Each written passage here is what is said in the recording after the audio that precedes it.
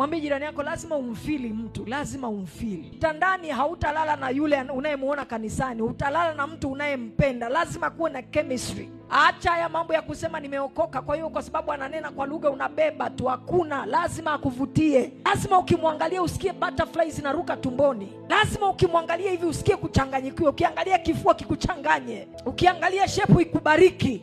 Kwa sababu walokole mna mambo ya ajabu sana nyinyi. Mnajifanya kama mnaishi mbinguni, hamuishi duniani. Wewe unachukua kitu unajua kabisa hiki kitu sikipendi, lakini dada ameokoka. Akiomba ni moto wa Roho Mtakatifu unashuka.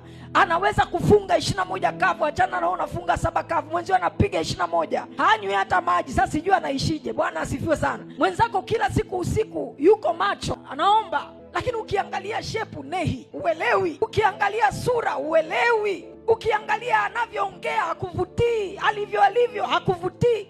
Lakini kwenye prayer ni mbabe, kwenye mifungo ni mbabe. Amina, sura lakini kama ya babake. Sasa wewe usijifanye mlokole ukaignore the physical part of marriage.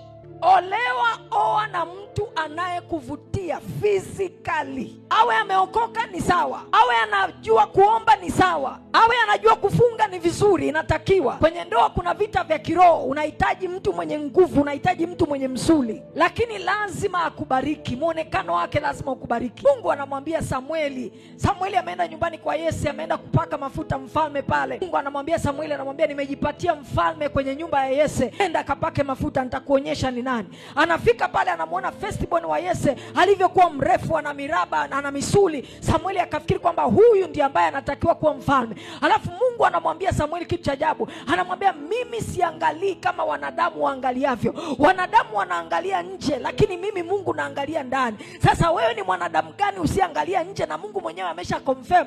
Amesema sisi wanadamu tunaangaliaga nje. Mwambie jirani yako packaging ina mata. Usijifanye mlokole hapa wewe umeokoka kuliko hata Mungu mwenyewe. Mungu anasema wanadamu wanaangaliaga nje. Hutaki kuangalia nje, unaangalia tu ndani. Ananena kwa lugha, amejaa Roho Mtakatifu. Utalala na Roho Mtakatifu wewe.